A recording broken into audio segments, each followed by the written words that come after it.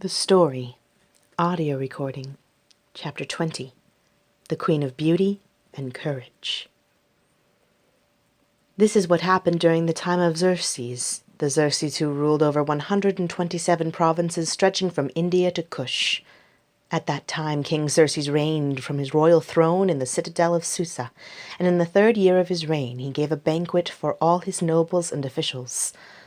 The military leaders of Persia and Media, the princess, and the nobles of the provinces were present. For a full 180 days he displayed the vast wealth of his kingdom and the splendor and glory of his majesty. When these days were over, the king gave a banquet lasting 7 days in the enclosed garden of the king's palace for all the people from the least to the greatest who were in the citadel of Susa.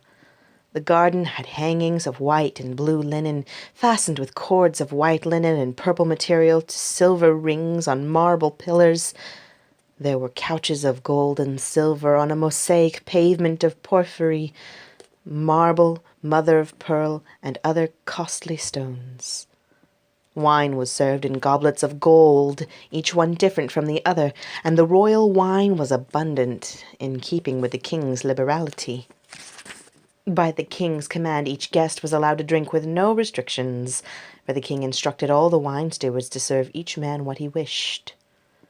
Queen Vashti also gave a banquet for the women in the royal palace of King Xerxes. On the 7th day, when King Xerxes was in high spirits from wine, he commanded the 7 eunuchs who served him, Mehuman, Biztha, Harbona, Bigtha, Abagatha, Zethar, and Carcass, to bring before him Queen Vashti, wearing her royal crown, in order to display her beauty to the people and nobles, for she was lovely to look at. But when the attendants delivered the king's command, Queen Vashti refused to come. Then the king became furious and burned with anger.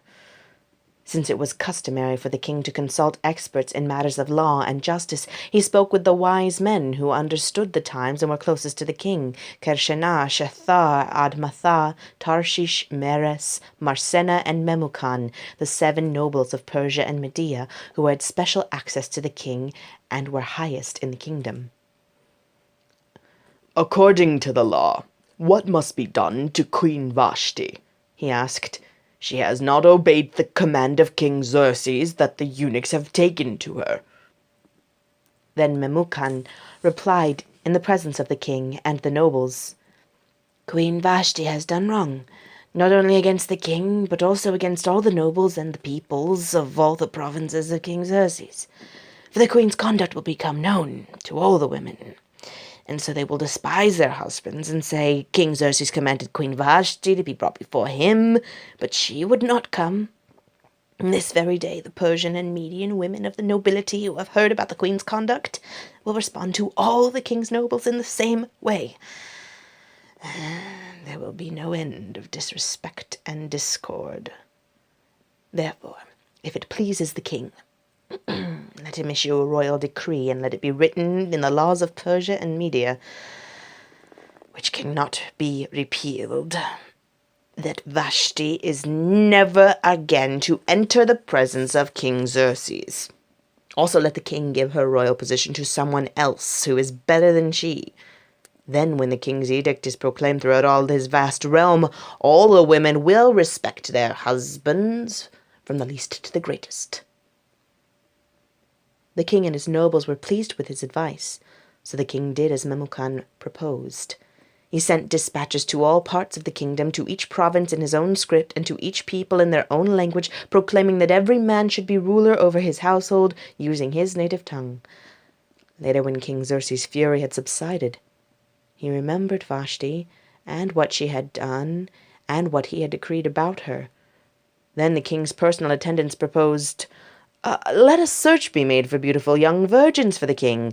Let the king appoint commissioners in every province of his realm to bring all these beautiful young women to the harem at the citadel of Susa. Let them be placed under the care of Hegai, the king's eunuch, who is in charge of the women, and let beauty treatments be given to them, and then let the young woman who pleases the king be queen instead of Vashti." This advice appealed to the king, and he followed it. Vashti paid the price for her stand against the king. Although she was the rightful queen, she was deposed at the whim of her husband. Such was the precarious state of women and men in the royal court. Women outside the court were also subject to the king's plans. His decree that girls from the kingdom be brought into his harem was irrefutable. The girls and their families had no say in the matter. If the king summoned, the family had no choice but to surrender their daughter to the king. Now there was in the citadel of Susa a Jew of the tribe of Benjamin, named Mordecai, son of Jair, the son of Shimei, the son of Kish, who had been carried into exile from Jerusalem by Nebuchadnezzar, king of Babylon, among those taken captive with Jehoiakim, king of Judah. Mordecai had a cousin named Hadassah, whom he had brought up because she had neither father nor mother. This young woman, who was also known as Esther, had a lovely figure and was beautiful. Mordecai had taken her as his own daughter when her father and mother died. When the king's order and edict had been proclaimed, many young women were brought to the citadel of Susa and put under the care of Hegai. Esther also was taken to the king's palace and entrusted to Hegai, who had charge of the harem. She pleased him and won his favor. Immediately he provided her with her beauty treatments and special food. He assigned to her 7 female attendants selected from the king's palace, and moved her and her attendants into the best place in the harem. Esther had not revealed her nationality and family background, because Mordecai had forbidden her to do so. Every day he walked back and forth near the courtyard of the harem to find out how Esther was and what was happening to her. Before a young woman's turn came to go to King Xerxes, she had to complete 12 months of beauty treatments prescribed for the women, 6 months with oil of myrrh and 6 with perfumes and cosmetics. And this is how she would go to the king. Anything she wanted was given her to take with her from the harem to the king's palace. In the evening she would go there, and in the morning return to another part of the harem to the care of Sha'ash-Gaz, the king's eunuch who was in charge of the concubines. She would not return to the king unless he was pleased with her, and summon her by name. When the turn came for Esther, the young woman Mordecai had adopted, the daughter of his uncle Abihail, to go to the king, she asked for nothing other than what Hegai, the king's eunuch who was in charge of the harem, suggested, and Esther won the favor of everyone who saw her. She was taken to King Xerxes in the royal residence in the 10th month, the month of Tebet, in the 7th year of his reign. Now the king was attracted to Esther more than to any of the other women, and she won his favor and approval more than any of the other virgins. So he set a royal crown on her head and made her queen instead of Vashti. And the king gave a great banquet, Esther's banquet, for all his nobles and officials. He proclaimed a holiday throughout the provinces and distributed gifts with royal liberality. When the virgins were assembled a second time, Mordecai was sitting at the king's gate, but Esther had kept secret her family background and nationality, just as Mordecai had told her to do, for she continued to follow Mordecai's instructions, as she had done when he was bringing her up. During the time Mordecai was sitting at the king's gate, Bigthana and Teresh, 2 of the king's officers who guarded the doorway, became angry and conspired to assassinate King Xerxes. But Mordecai found out about the plot and told Queen Esther, who in turn reported it to the king, giving credit to Mordecai. And when the report was investigated and found to be true, the 2 officials were impaled on poles. And this was recorded in the book of the annals in the presence of the king. Haman, a noble in the king's court, was not aware of Esther's background and Mordecai's loyalty to the king, or he may not have plotted so openly against the Jews. However, Jewish tradition considers him to have been a descendant of Amalekite king Agag, an enemy of Israel during Saul's reign. The Amalekites were ancient enemies of the Jews, so perhaps his confrontation with Mordecai and resulting decree against the Jews was inevitable. After these events, King Xerxes honored Haman, son of Hammedatha, the Agagite, elevating him and giving him a seat of honor higher than that of all the other nobles. All the royal officials at the king's gate knelt down and paid honor to Haman, for the king had commanded his concerning him.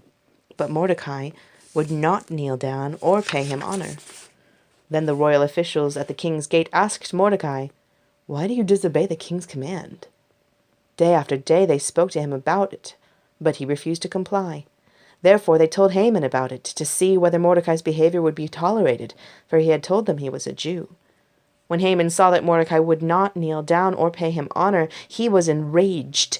Yet having learned who Mordecai's people were, he scorned the idea of killing only Mordecai. Instead, Haman looked for a way to destroy all Mordecai's people, the Jews, throughout the whole kingdom of Xerxes.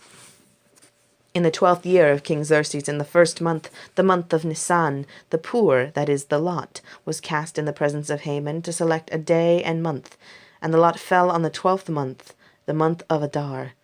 Then Haman said to King Xerxes, "There are certain people dispersed among the peoples in all the provinces of your kingdom, who keep themselves separate. Their customs are different from those of all other people. They do not obey the king's laws. It is not the king's best interest to tolerate them. If it pleases the king, let a decree be issued to destroy them, and I will give 10,000 talents of silver to the king's administrators for the royal treasury." So the king took his signet ring from his finger and gave it to Haman, son of Hammedatha, the Agagite, the enemy of the Jews.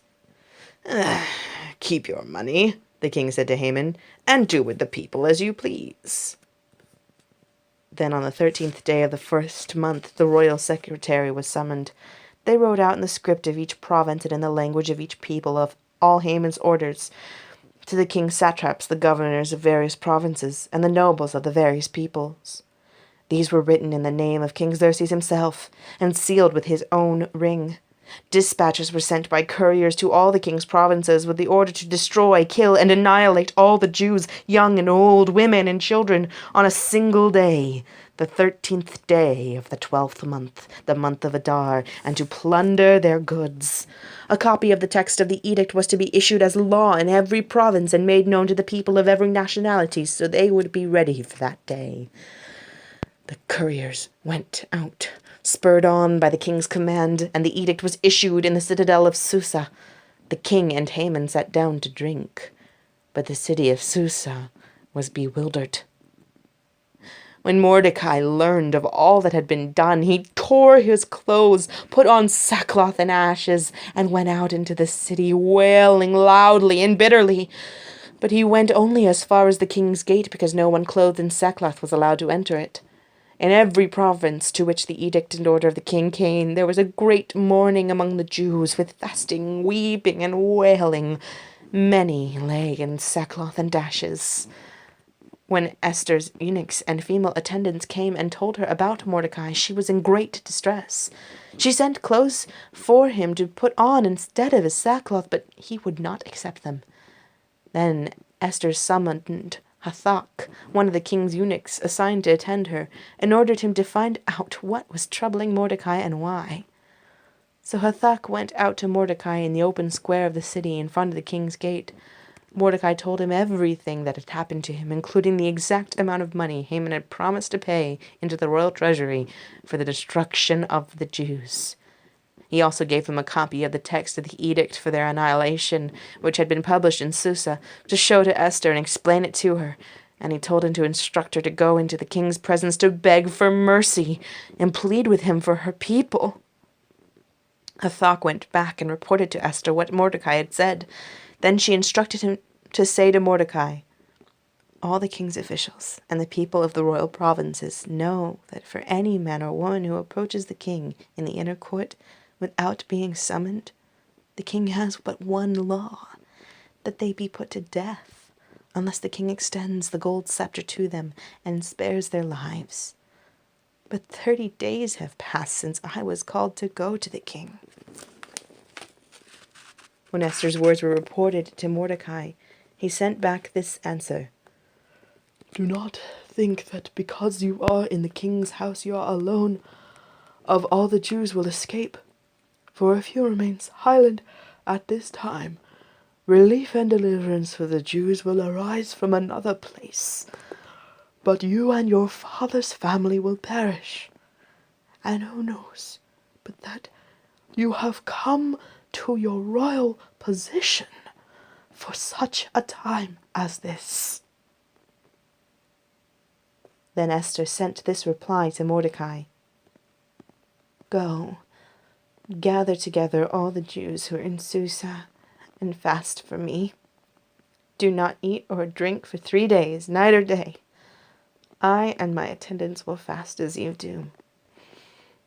When this is done, I will go to the king, even though it is against the law. And if I perish, I perish." So Mordecai went away and carried out all of Esther's instructions. Queen Vashti had earlier risked her life by refusing to appear before the king when summoned. As a result, she lost her standing as queen. Now Esther risks her life by appearing before the same king uninvited. On the 3rd day, Esther put on her royal robes and stood in the inner court of the palace in front of the king's hall. The king was sitting on his royal throne in the hall, facing the entrance. When he saw Queen Esther standing in the court, he was pleased with her and held out to her the gold scepter that was in his hand. So Esther approached and touched the tip of the scepter. Then the king asked, "What is it, Queen Esther? What is your request? Even up to half the kingdom it will be given to you." "If it pleases the king," replied Esther, "let the king, together with Haman, come today to a banquet I have prepared for him." "Bring Haman at once," the king said, "so that we may do what Esther asks." So the king and Haman went to the banquet Esther had prepared. As they were drinking wine, the king again asked Esther, "Now, what is your petition? It will be given you. And what is your request? Even up to half the kingdom it will be granted." Esther replied, "My petition and my request is this. If the king regards me with favor, and if it pleases the king to grant my petition and fulfill my request, let the king and Haman come tomorrow to the banquet I will prepare for them. Then I will answer the king's question." Haman went out that day happy and in high spirits. But when he saw Mordecai at the king's gate and observed that he neither rose nor showed fear in his presence, he was filled with rage against Mordecai. Nevertheless, Haman restrained himself and went home. Calling together his friends and Zeresh, his wife, Haman boasted to them about his vast wealth, his many sons, and all the ways the king had honored him, and how he had elevated him above the other nobles and officials. "And that's not all," Haman added. "I am the only person Queen Esther invited to accompany the king to the banquet she gave, and she has invited me along with the king tomorrow. But all this gives me no satisfaction as long as I see that Jew Mordecai sitting at the king's gate." His wife Zeresh and all his friends said to him, "Have a pole set up, reaching to a height of 50 cubits, and ask the king in the morning to have Mordecai impaled on it. Then go with the king to the banquet and enjoy yourself." This suggestion delighted Haman, and he had the pole set up. That night the king could not sleep, so he ordered the book of the Chronicles, the record of his reign, to be brought in and read to him. It was found recorded there that Mordecai had exposed Bigthana and Teresh, 2 of the king's officers, who guarded the doorway, who had conspired to assassinate King Xerxes. "What honor and recognition has Mordecai received for this?" the king asked.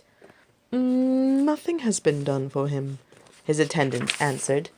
The king said, "Who is in the court?" Now Haman had just entered the outer court of the palace to speak to the king about impaling Mordecai on the pole he had set up for him. His attendants answered, "Haman is standing in the court." "Bring him in," the king ordered. When Haman entered, the king asked him, "What should be done for the man the king delights to honor?" Now Haman thought to himself, "Who is there that the king would rather honor than me?" So he answered the king, "For the man the king delights to honor, have them bring a royal robe the king has worn, and a horse the king has ridden, one with a royal crest placed on its head. Then let the robe and the horse be entrusted to one of the king's most notable princes. Let them robe the man that king delights to honor and lead him on the horse through the city streets, proclaiming before him, 'This is what is done for the man the king delights to honor.'" "Go at once," the king commanded Haman. "Get the robe and the horse, and do just as you have suggested. For Mordecai, the Jew, who sits at the king's gate, do not neglect anything you have recommended." So Haman got the robe and the horse. He robed Mordecai and led him on horseback through the city streets, proclaiming before him, "This is what is done for the man the king delights to honor." Afterward, Mordecai returned to the king's gate, but Haman rushed home, his head covered in grief, and told Zeresh, his wife, and all his friends everything that had happened to him. His advisers and his wife Zeresh said to him, "Since Mordecai, before whom your downfall has started, is of Jewish origin, you cannot stand against him. You will surely come to ruin." While they were still talking with him, the king's eunuchs arrived and hurried Haman away to the banquet Esther had prepared. So the king and Haman went to Queen Esther's banquet, and as they were drinking wine on the second day, the king again asked, "Queen Esther, what is your petition? It will be given you. What is your request? Even up to half the kingdom, it will be granted." Then Queen Esther answered, "If I have found favor with you, your majesty, and if it pleases you, grant me my life. This is my petition. And spare my people. This is my request. For I and my people have been sold to be destroyed, killed, and annihilated. If we had merely been sold as male and female slaves, I would have kept quiet, because no such distress would justify disturbing the king." King Xerxes asked Queen Esther, "Who is he? Where is he? The man who has dared to do such a thing?" Esther said, "An adversary and enemy, this vile Haman." Then Haman was terrified before the king and queen. The king got up in rage, left his wine, and went out into the palace garden. But Haman, realizing that the king had already decided his fate, stayed behind to beg Queen Esther for his life. Just as the king returned from the palace garden to the banquet hall, Haman was falling on the couch where Esther was reclining. The king exclaimed, "Will he even molest the queen while she is with me in the house?" As soon as the word left the king's mouth, they covered Haman's face. Then Harbona, one of the eunuchs, attended the king, saying, "A pole reaching to a height of 50 cubits stands by Haman's house. He had it set up for Mordecai, who spoke up to help the king." The king said, "Impale him on it." So they impaled Haman on the pole he had set up for Mordecai. Then the king's fury subsided. That same day, King Xerxes gave Queen Esther the estate of Haman, the enemy of the Jews. And Mordecai came into the presence of the king, for Esther had told how he was related to her. The king took off his signet ring, which he had reclaimed from Haman, and presented it to Mordecai, and Esther appointed him over Haman's estate. Esther and Mordecai are secure, but the irrevocable decree is still a threat to the rest of the Jews. Haman's overthrow and Mordecai's elevation could not give Esther comfort so long as Haman's decree against the Jews remained in force. Esther again pleaded with the king, falling at his feet and weeping. She begged him to put an end to the evil plan of Haman the Agagite, which he had devised against the Jews. Then the king extended the gold scepter to Esther, and she arose and stood before him. "If it pleases the king," she said, "and if he regards me with favor and thinks it the right thing to do, and if he's pleased with me, let an order be written overruling the dispatches that Haman, son of Hammedatha the Agagite, devised and wrote to destroy the Jews in all the king's provinces. For how can I bear to see disaster fall on my people? How can I bear to see the destruction of my family?" King Xerxes replied to Queen Esther and to Mordecai the Jew, "Because Haman attacked the Jews, I have given his estate to Esther, and they have impaled him on the pole he set up. Now write another decree in the king's name in behalf of the Jews as seems best to you, and seal it with the king's signet ring, for no document written in the king's name and sealed with his ring can be revoked." At once the royal secretaries were summoned on the 23rd day of the 3rd month, the month of Sivan. They wrote out all Mordecai's orders to the Jews, and to the satraps, governors, and nobles of the 127 provinces stretching from India to Cush. These orders were written in the script of each province and the language of each people, and also to the Jews in their own script and language. Mordecai wrote in the name of the king Xerxes, sealed the dispatches with the king's signet ring, and sent them by mounted couriers, who rode fast horses especially bred for the king. The king's edict granted the Jews in every city the right to assemble and protect themselves, to destroy, kill, and annihilate the armed men of any nationality or province who might attack them and their women and children, and to plunder the property of their enemies. The day appointed for the Jews to do this in all the provinces of King Xerxes was the 13th day of the 12th month, the month of Adar. A copy of the text of the edict was to be issued as law in every province and made known to the people of every nationality, so that the Jews would be ready on that day to avenge themselves on their enemies. The couriers riding the royal horses went out, spurred on by the king's command, and the edict was issued in the citadel of Susa. When Mordecai left the king's presence, he was wearing royal garments of blue and white, a large crown of gold, and a purple robe of fine linen. And the city of Susa held a joyous celebration. For the Jews it was a time of happiness and joy, gladness and honor.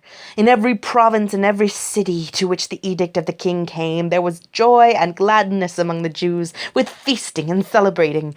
And many people of other nationalities became Jews, because fear of the Jews had seized them. On the 13th day of the 12th month, the month of Adar, the edict commanded by the king was to be carried out. On this day, the enemies of the Jews had hoped to overpower them, but now the tables were turned, and the Jews got the upper hand over those who hated them. The Jews assembled in their cities in all the provinces of King Xerxes to attack those determined to destroy them. No one could stand against them, because the people of all the other nationalities were afraid of them. And all the nobles of the provinces, the satraps, the governors, and the king's administrators helped the Jews, because fear of Mordecai had seized them. Mordecai was prominent in the palace. His reputation spread throughout the provinces, and he became more and more powerful.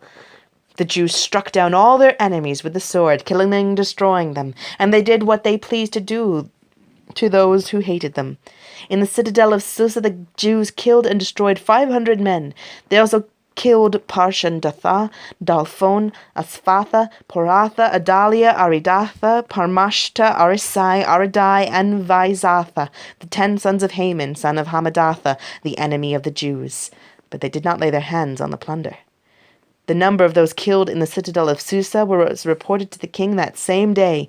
The king said to Esther, "The Jews have killed and destroyed 500 men and the 10 sons of Haman in the citadel of Susa. What have they done in the rest of the king's provinces? Now, what is your petition? It will be given you. What is your request? It will also be granted." "If it pleases the king," Esther answered, "give the Jews in Susa permission to carry out this day's edict tomorrow also, and let Haman's 10 sons be impaled on poles." So the king commanded that this be done. An edict was issued in Susa, and they impaled the 10 sons of Haman. The Jews in Susa came together on the 14th day of the month of Adar, and they put to death in Susa 300 men, but they did not lay their hands on the plunder. Meanwhile, the remainder of the Jews who were in the king's provinces also assembled to protect themselves and get relief from their enemies. They killed 75,000 of them, but did not lay their hands on the plunder. This happened on the 13th day of the month of Adar, and on the 14th they rested and made it a day of feasting and joy. This story of Esther and Mordecai is also the story of the beginnings of one of the annual Jewish festivals, the festival of Purim. The story also keeps the memory alive of the great deliverance of the Jewish people during the reign of Xerxes. Mordecai recorded these events, and he sent letters to all the Jews throughout the provinces of King Xerxes, near and far, to have them celebrate annually the 14th and 15th days of the month of Adar as the time when the Jews got relief from their enemies, and as the month when their sorrow was turned into joy and their mourning into a day of celebration. He wrote them to observe the days as days of feasting and joy and giving presents of food to one another and gifts to the poor. So the Jews agreed to continue the celebration they had begun, doing what Mordecai had written to them. For Haman, son of Hammedatha the Agagite, the enemy of all the Jews, had plotted against the Jews to destroy them, and had cast the poor, that is, the lot, for their ruin and destruction. But when the plot came to the king's attention, he issued written orders that the evil scheme Haman had devised against the Jews should come back onto his own head, and that he and his son should be impaled on poles. Therefore these days were called Purim, from the word pur. Because of everything written in this letter, and because of what they had seen and what had happened to them, the Jews took it on themselves to establish the custom that they and their descendants and all who joined them should without fail observe these 2 days every year, in the way prescribed and at the time appointed. These days should be remembered and observed in every generation by every family, and in every province and in every city. And these days of Purim should never fail to be celebrated by the Jews, nor should the memory of these days die out among their descendants.